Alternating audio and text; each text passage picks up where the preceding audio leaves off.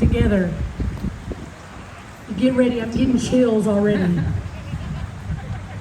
For Guadalupe County Sheriff Joshua Ray. Come on, get a little louder than that. Let's hear what he's done for our county, our city, what he's doing to clean up this perversion, this sickness out of our county. Come on up here, Joshua Ray. Thank you.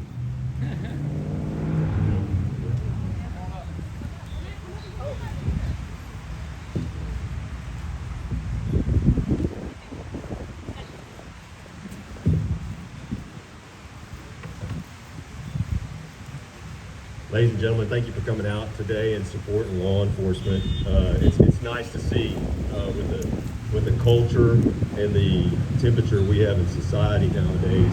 It is harder to be a law enforcement officer in today's world than it ever has been. I've been doing this for over 25 years. I served 22 years in the Texas Department of Public Safety, retired as a Texas Ranger. I've worked for the Sheriff's Office. I've been in office as the elected sheriff for a year now, but 2 years as the chief deputy before that. And there is absolutely no doubt, unequivocally, it is harder to be a law enforcement officer today than it ever has been. So, thank you. I'm going to try to be real brief. I'm not going to get too deep into politics. I think most of you know where I sit on most of those topics. I am unapologetically a follower of Jesus Christ. I am also unapologetically a conservative and a Republican. I align with Republican values because that's what aligns with my values and who I am as a Christian, as a father, as a husband. But what I want to talk about is the day-to-day reality of law enforcement and what our deputies experience, what the police officers at the Seguin Police Department experience in our various police departments, the Texas Department of Public Safety. It's not something you see on TV, right? It's not something that you may not see when you just run into them at the gas station or at the restaurant when they're having a cup of coffee. What you don't see is the 5 to 10 minutes later when they're rushed into a violent call, where they're having to make snap-second decisions like this. When it's on social media, you got time to watch the video over and over again.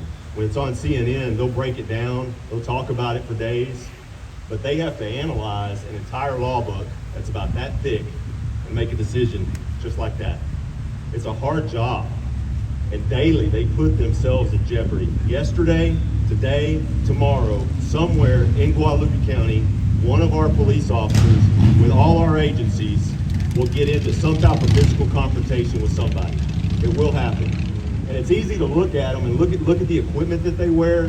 They wear these uniforms, they wear these vests, and they have guns on their hips. You start to think that they're supposed to be Superman, that they're supposed to repel everything that comes against them. But they're people. They're people just like you, right? They've got a little extra training, but they still get scared going into those situations. I can't tell you how many times I was a Texas Ranger. I'm supposed to be the elite of law enforcement, but I pull my gun out and I'm clearing a building looking for a bad guy, and the hair on the back of my neck is raised, and I'm wondering if I'm going to make it home to my wife and my children. And that happens every single day.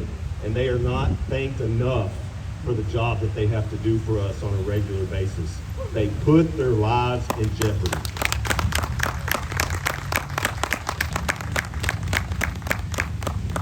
Now that being said, let me talk about something a little bit uncomfortable for a moment. Are there bad police officers? Yes, of course, we acknowledge that. In that 25 years of law enforcement, unfortunately, I've had to arrest police officers before. When I was a Ranger, it kind of came with the territory. I don't wear it as a badge of honor. It's just something I had to do. It was part of the job. But in those 25 years, you know who else I arrested? Teachers, blue-collar workers, elected officials, shop owners. The list goes on and on. Because evil and crime does not discriminate, right? It doesn't matter what you look like, what your background is, how you dress, whether you wear a uniform, whether you don't. It comes in all shapes and sizes, and our profession is not exempt from that. But I'll tell you what I've seen with my own eyes as a leader of these men and women, and as one who's had to do the difficult job of putting them behind bars. Those bad ones represent about 1% of our entire profession. Do not believe what you see on social media or the news media, because they are raw. 99% of our profession is made up of hard-working, good men and women who come to work every day and leave their families and put their lives on the line to help people.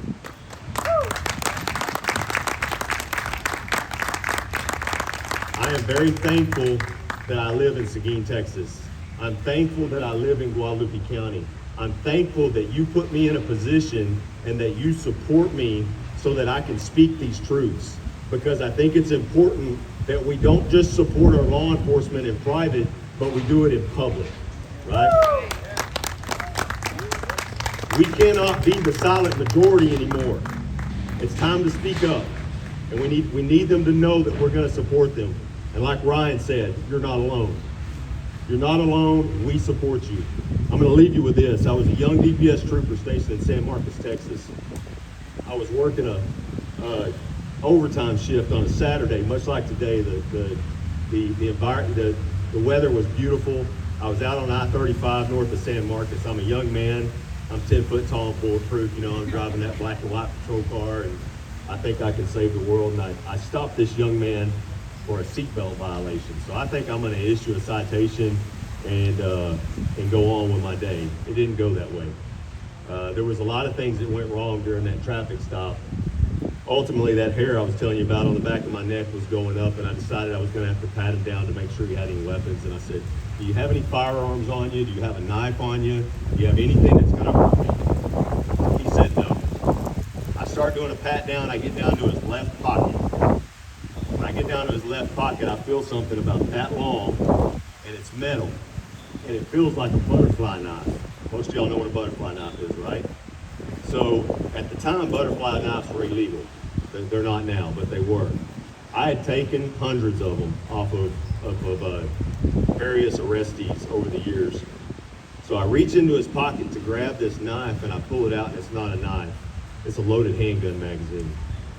And then the fight's on. Immediately, he started resisting.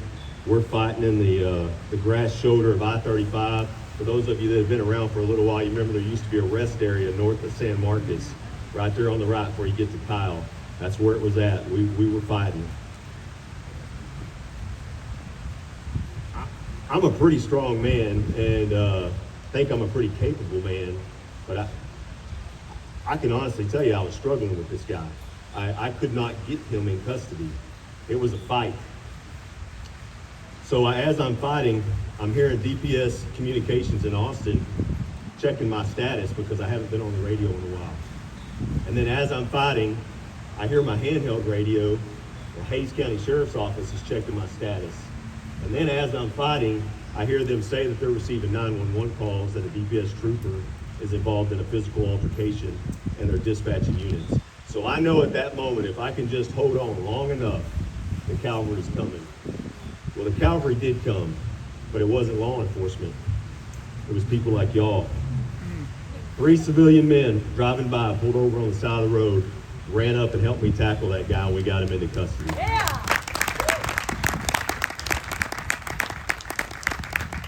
Now, am I special because of that one moment? I'm gonna tell you, there's been lots of those moments throughout my career, and that was a life-altering and life-changing moment for me. I went home and drank a lot of beer that night, and but I told myself I would never put myself in a situation where I just tried to restrain somebody and I didn't fight back. Because in that moment, I assure you, no matter how bad or tough you think you are fighting for your life, right?